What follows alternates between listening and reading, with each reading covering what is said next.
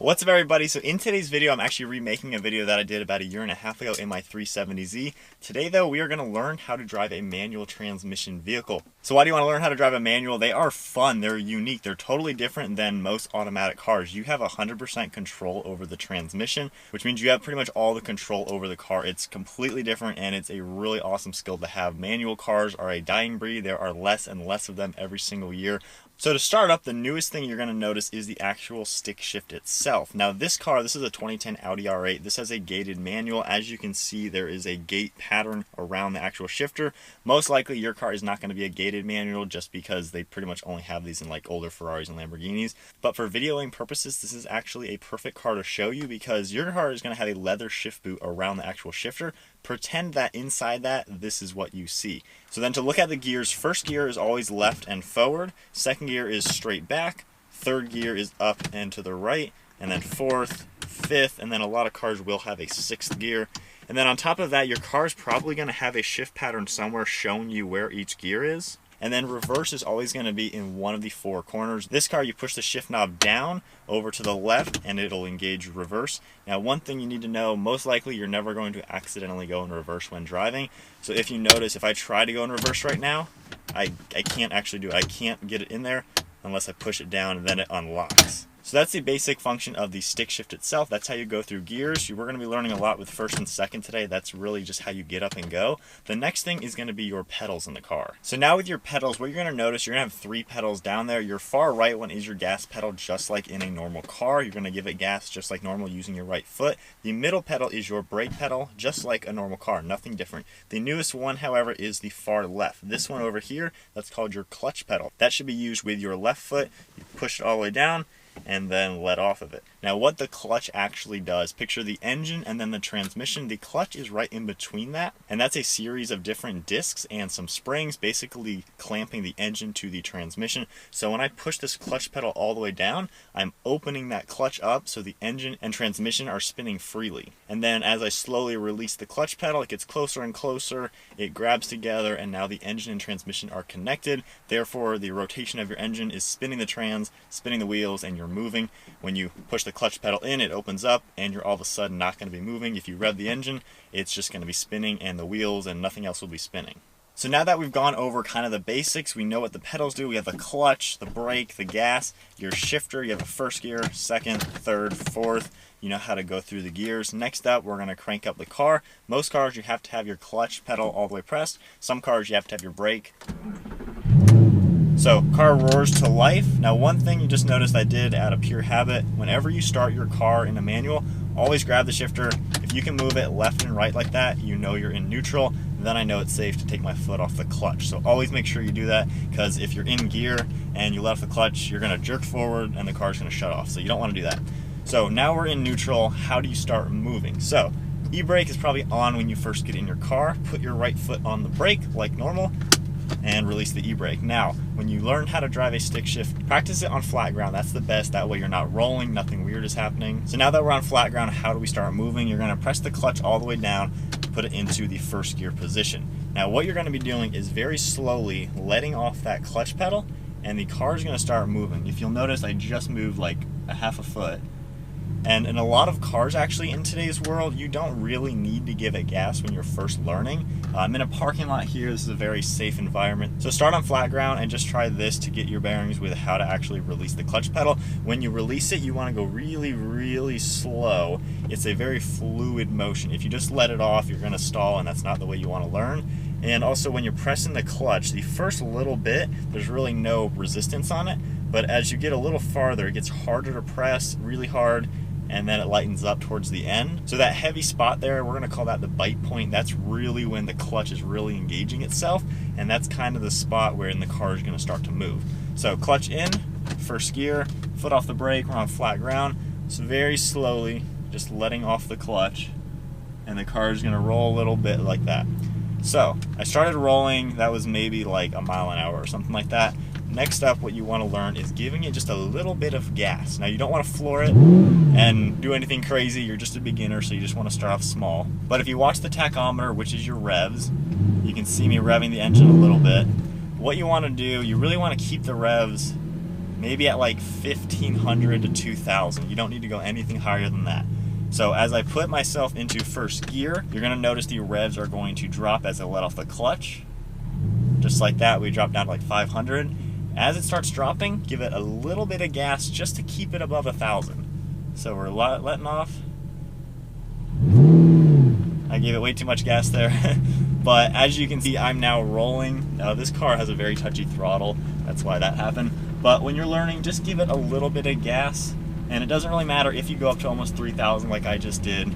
But that amount of gas made it to where I could start to move. So now we're going to stop, put my clutch down, put my foot on the brake, back into neutral, foot off the clutch. So now we're going to do another start just to go over it once again. Clutch in, first gear, I'm on flat ground, my foot is off the brake.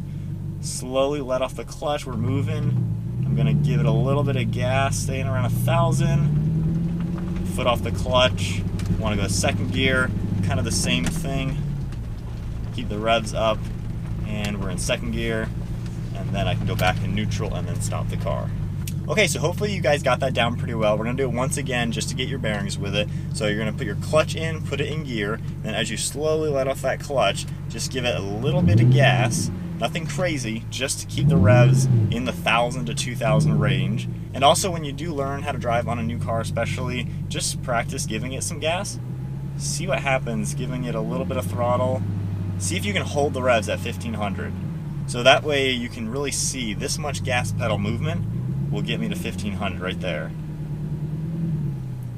And once you practice giving it some throttle, kind of learning how the engine's going to work, that's going to help you a lot better with your throttling. Because basically with your feet, your clutch is in, you're going to slowly release the clutch as you give it just a little bit of gas. So it's kind of this motion, you want them in sync, uniform with each other. So clutch in, first gear, letting off the clutch, just giving it a little gas, staying above 1000, slowly letting that clutch all the way off. We're rolling. To shift, it's pretty much the same thing. Clutch in, second gear, giving it a little bit of gas as I let off into second now, and we are driving. So next up on the list on how to drive a manual is hill starts. If you're on a hill, notice how I'm rolling backwards. The best way to do this, honestly, is to pretend that you're not even on a hill. Most likely, you're not even going to roll back a foot. Letting my foot off the brake for one whole second, that was maybe 1 foot rolling back. Inside the car though, it felt like 10 feet. So what you're gonna do when you're on a hill, just like normal, put it into gear. Now this car actually does have a hill start assist. Some cars may have that, some cars won't. So with my foot on the clutch, it's now holding the brakes for me, even though my foot is off the brake. Timed out and now I started rolling. But when you're in gear, just keep your foot on the brake, and once you see that rev start dropping a little bit, give it a little bit of gas just like you're moving, and you will roll forward and start to move just like on a normal flat start. So we just learned a lot of the basics. Now we're going to get out on the road and actually drive. Now we need to give it more gas once we're in gear and rolling because we need to get up to speed. So same thing, clutch in, first gear, slowly giving it some gas as I let off the clutch, and now I'm going to stay in first and get it a little bit higher speed. Shift, give it a little gas in the second, accelerating, a little bit of gas in the third,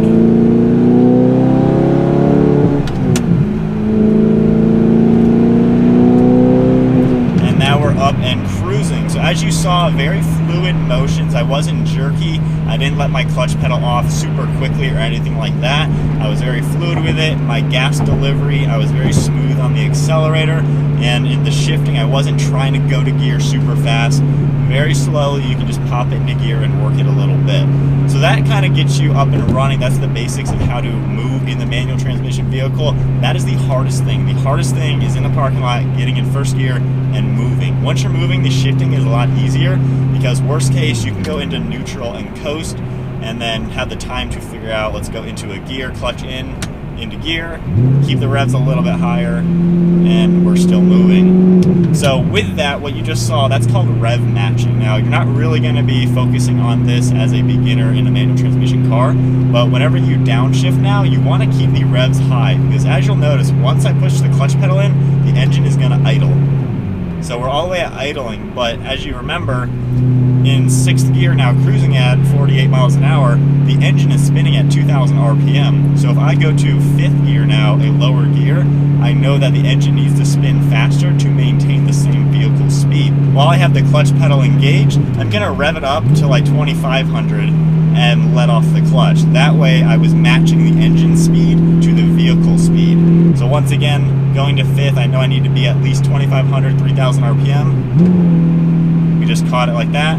Going to 4th now, I'm probably going to be over 3,000 RPM. And that's how that works. Now again, rev matching isn't something you need to focus on right now, but just keep in mind whenever you're downshifting, don't just, because that was a little jerky when I just let off the clutch without rev matching. It wasn't the worst thing in the world. You know, it's not going to destroy the car, but you definitely want to get in the habit of giving it some sort of rev match. Now again, that's more of an advanced technique. You might not be doing that right now. One thing you can do to practice downshifting, when you put it into a lower gear, just slowly let out the clutch. That way it's not jerky. So going into 3rd now, I'm just slowly let off the clutch. That was a lot smoother. And then upshifting again. Very simple. And then a downshift again, I'm going to give it just a little bit of gas, just to catch it a little bit.